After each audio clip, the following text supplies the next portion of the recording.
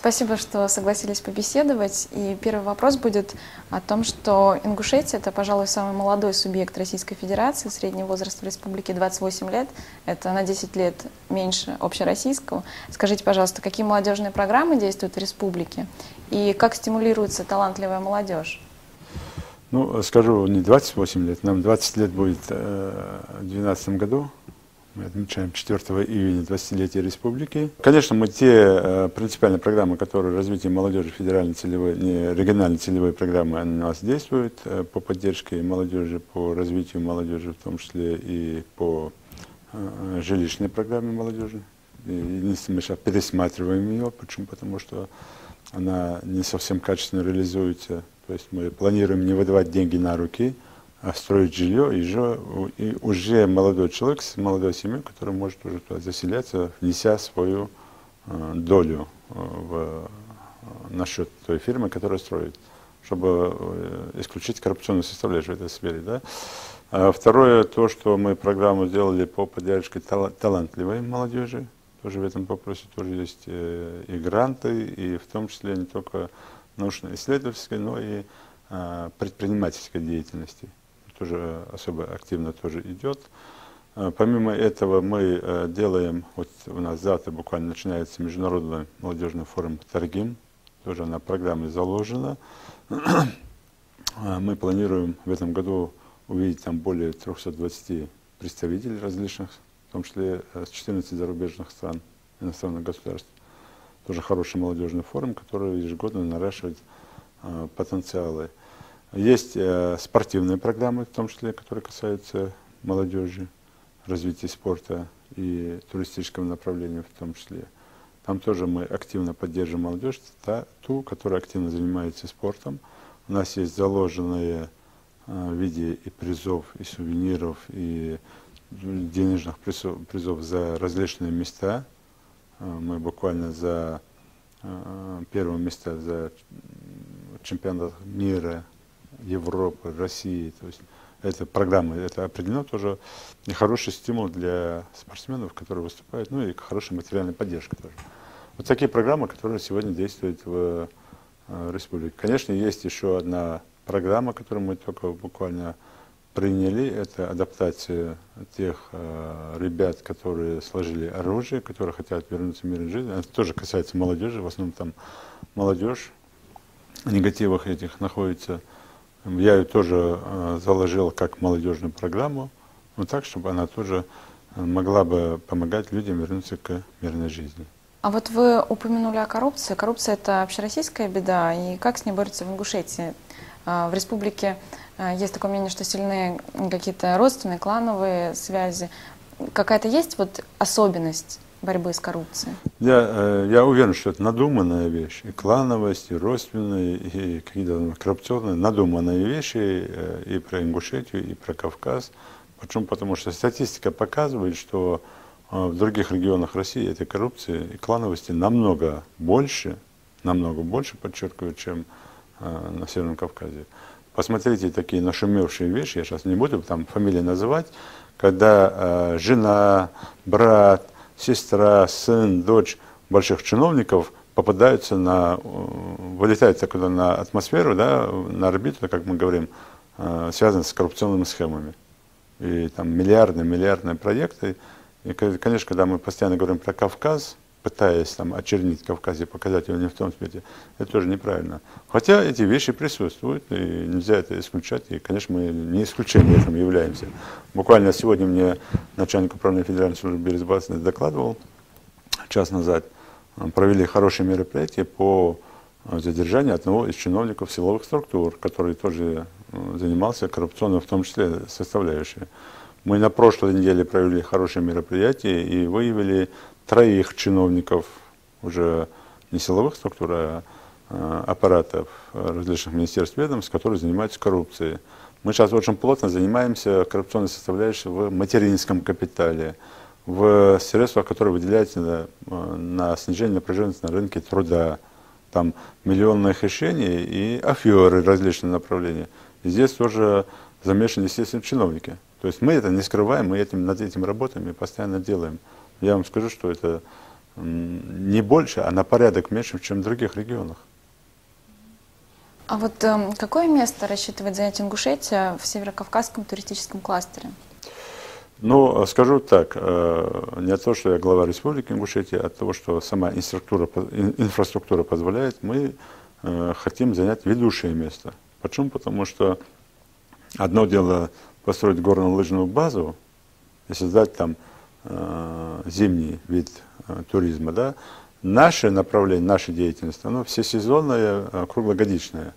Тем более, что люди, покатавшись на горных лыжах, могут не просто созерцать саму природу, да, а еще творение рук человека. У нас более 2000 исторических памятников культуры в этом таком вот маленьком клочке земли в Жиравском районе. И ряд памятников, в том числе православные, подчеркиваю, это памятники 9-14 веков. Это древнейшие памятники. У нас есть места, куда раньше и сейчас ходят, куда раньше ходили как паломники, как для излечения, в том числе извиняюсь за такой пикантный вещь, от бесплодия. Женщины проходили мужчины. То есть места есть такие, куда и сейчас ходят. Ну и я думаю, что когда мы это возродим, туда будет ходить. Вот это нам позволяет сегодня занять. Почему? Потому что у других республик таких возможностей, как у нас, пока достопримечательностей нет. Таких, как у нас. Да, есть свои плюсы и там, но такого нет. Конечно, я понимаю, что Дагестан в наиболее выгодном положении. Почему? Потому что там есть море. И море, конечно, бесспорно является одним из таких самых явных признаков туризма. Вы не раз говорили, что главная проблема Ингушетии – это безработица. И вот какова ваша оценка мер, предусмотренных в борьбе с ней федеральной целевой программой по социально-экономическому развитию республики? Скажу, что федеральные целевые программы и одна, и вторая, и третья, они не выручат ситуацию. Почему? Потому что рождаемость, она все равно превышает, чем создание рабочих мест. И выпуск специалистов даже с учебных заведений, я же говорю не про тех, которые не поступили, они выше все равно, чем создаем рабочие места. То есть мы не успеваем угнаться. Оценка той, вот этой программы, других программ, да, она дает свои результаты. Бесспорно понятно, что мы постепенно снижаем. Мы уже, я, в принципе, где-то как-то говорил, что к концу года хотим до 10% снизить. Сейчас мы где-то на 4,5, 4,4% снизили безработицу в этом году. Но опять же планируем с учетом и создания рабочих мест, и учета тех рабочих мест, которые не учтены сегодня. Мы планируем все-таки вот эту 10% планку выполнить в этом году. Но с учетом того, что вот я говорил проблемы, да, что ФЦП не спасет, конечно, мы главный упор сейчас делаем на развитие малого и индивидуального предпринимательства. Здесь я на докладе у главы государства Дмитрия Анатольевича тоже об этом подчеркивал, что даже те средства, которые мы выделяем на снижение напряженности на рынке труда, их надо выделять частично людям, а частично надо строить, даже в большем проценте, строить рабочие места. То есть это будет там малые цеха какие-то.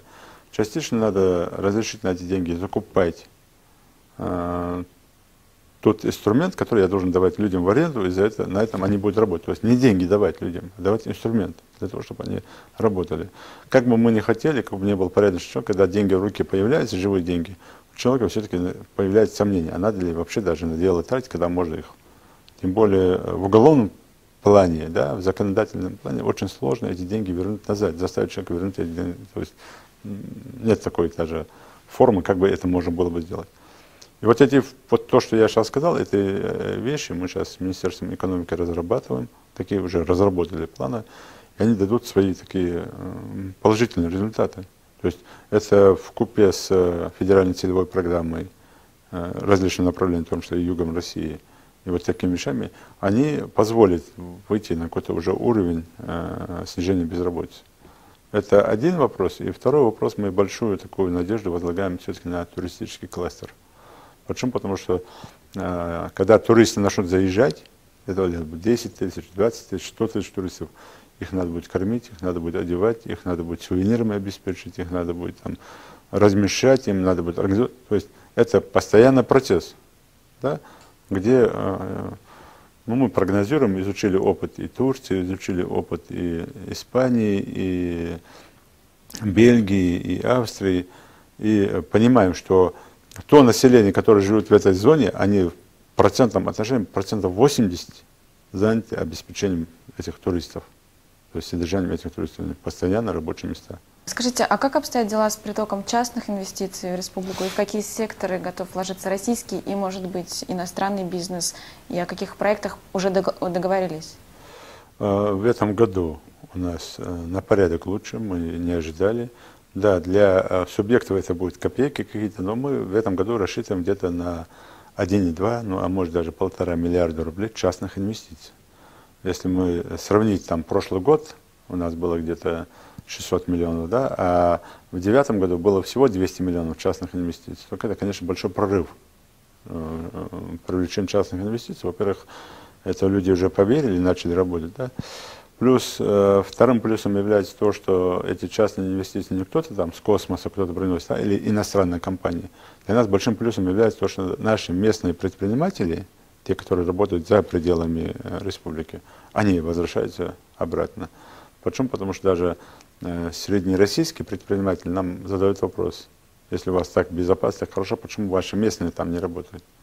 То есть завтра этих вопросов уже не будет. И те соглашения, которые мы сейчас в Сочи подписали, это более чем на 8 миллиардов рублей. Мы соглашение подписали, где-то 60% это являются наши местные предприниматели, которые будут хорошую продукцию производить и которые уже работают. То есть мы уже соглашение подписали задним числом, они уже работают.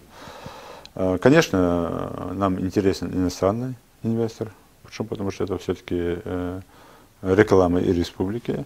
Мы подписали буквально рамочное соглашение на Сочинском форуме с итальянцами. Это по лесной промышленности, по лесной переработке с канадцами подписали. И подписали соглашение с одной там тоже российской компанией, то есть она